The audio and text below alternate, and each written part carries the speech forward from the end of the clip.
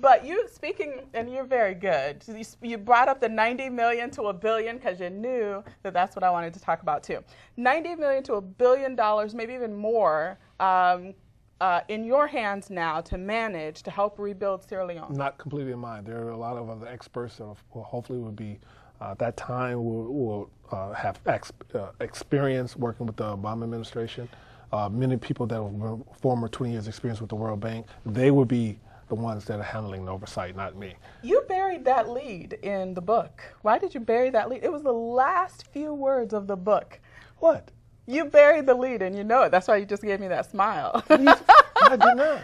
So the last part of the book. It's not even about. It's not even in the book. It's about the author. It's in the author section. The last two words is, multi-billion-dollar investment. But that is a very big deal. I mean, Sierra Leone's overall budget, very recently wasn't that much. I am not going to stop until you're doing live from Salon in your native land and teaching other individuals that need to be on camera and learn what it is that you're doing here. That's why I was born. Okay, that's to on get the you record, back y'all. home. To get you back home.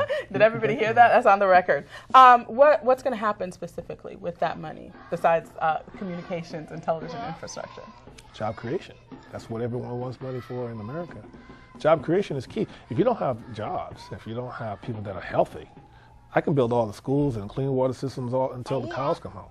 But if these people are not literate, okay, and if they're not healthy, first and foremost, if they're drinking themselves to death with dirty water and being bitten by Bay, Kroo Bay, on the Crocodile River, it is literal filth and trash. No matter how much money I bring to the country, nothing is going to answer your question, nothing will happen with that money if I don't have a healthy nation. All right, gotcha. Okay, so when you went, what was the most heartbreaking thing that you saw? Extreme poverty is much different than, poverty in some of the most squalid communities, and they all exist. That's when you ask me, what am I doing here?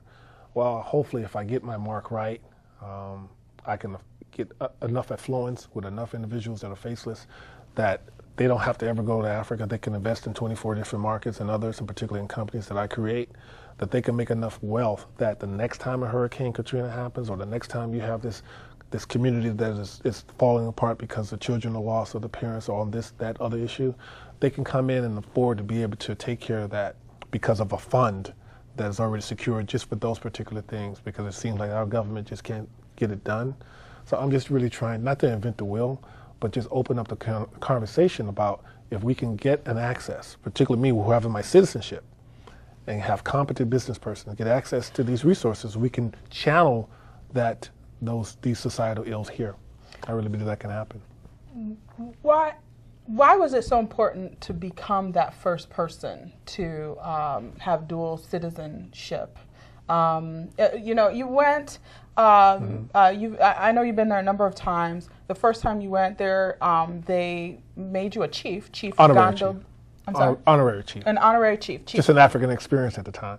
Chief Gandobe Manga, which is the name of your website, incidentally, the Gandobe Manga Foundation. Right. They can Google you and find that. I think probably that would be a little easier. But good job. But then a little while later, the president gave you the dual citizenship there. Why was that so important for you to Well, we get? talk about that in the book. Is that how you're going to answer all my questions? No, not at all. I'm just saying, I don't want to just, someone told me on one show, it's like, you don't want to give it up. You don't want to give everything. Yeah, but you got to give what's a the point? little People bit spend of $24.99. Come on now. Well, I will say this, is that the President, Ernest Bai Koroma, who's democratically elected in 2007, who's doing an unbelievable job, just like I still believe President Obama is here. He's being abused and treated like, like the worst president in the history of presidency. But what has happened in Sierra Leone compared to what has happened in the last 50 years is extraordinarily significant on the trajectory of success. Same thing here in America. People say, well, what is he doing? What is he not doing? But you still have a lot of issues that have changed. President Koroma is dealing with a lot of the corruption, from what I understand. Absolutely. You know, but he he's set up a council and everything like that. But he's being taken, they're accusing him of not doing enough. I mean, but the man, I mean, my God, you're talking about 50 years of corruption and just abject poverty that's been completely ignored for 50 years. And in the last 8 years, he's only been in office since 2007, only 4 years. He comes up for re-election in 2012. This man has literally, in his leadership, changed a nation that was the poorest country in the world. Now, the poorest country under Sierra Leone now is Afghanistan. And we're only 3 notches above Afghanistan. So when I look at that, it's amazing. Even with diamond mines and all of that, it really, I mean, does it not have to do with the people in holding the power of the diamond mines? That's where I come in now with my chieftaincy being legitimized. I talk about it in the book and say, well, why are you giving this man the citizenship? Why are you giving this person this much power? Why are you allowing him to have access to all of this and legitimize his chieftaincy, which gives me a sovereign rule, which technically in that world makes me a king. I don't walk that way, I don't talk that way, but I have just as much power as the president now, only because of my voting power. I can vote, I can own land, I can represent the country as a citizen, but I don't live there.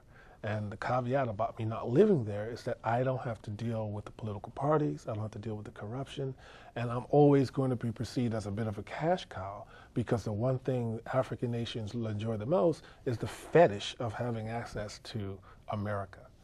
I can't believe time is up. I gotta leave everybody with one last question. By the way, don't forget the book signing coming up here right after this. But 10 years from now, where do you see Ceylon? Oh, no. By 2017, just when the recession begins to taper off here, going into 2018, Sierra Leone will be a donor nation. A donor nation? A donor nation. And that means what? You have African Americans, you have institutions from the United States of America looking to Sierra Leone to borrow millions of dollars. To borrow money from Ceylon. That is correct. Instead of the other way around. You got it. Okay. Because in the book, I do everything in 10 years. You have the 10-year plan, yeah. You have the 10-year plan to meet Spike Lee and get into movies. From 1986 to 1996, from 1996 to 2006, from 2006 to 2016. And you did it in less than 10 years at the time. I'm just trying to figure out how much time I have left here. And then, so for Sierra Leone, you want to do that in less than 10 years as well? No, I went there in 2006, so I have till 2016. Okay. Pull this off. Well, I have no doubt that you will be able to. But I won't be doing it by myself. You'll be helping me. Well, hey, here I am. I got the lucky bracelet now to help me do that. Thank you very much, Isaiah, for taking the time. I really appreciate having you here. My pleasure. And also, don't forget, hopefully we're over here now, don't forget, you can come and meet Isaiah Washington immediately following today's interview, Monday, May 23rd. He's holding a book signing event here at the TV studio in Pasadena at 2061 North Los Robles Avenue at Woodbury in Suite 109 from 7 to 9 p.m. Barnes & Noble sponsoring the event. Books are available here on site. Thank you to the Pasadena Community Network for helping make all this happen. Thank you to the TV and film star here, Isaiah Washington, for coming. Thank you to the CCN crew for making this possible, and thank you for watching CCN Game Changers. Can't wait to see you again right here next time. Take care.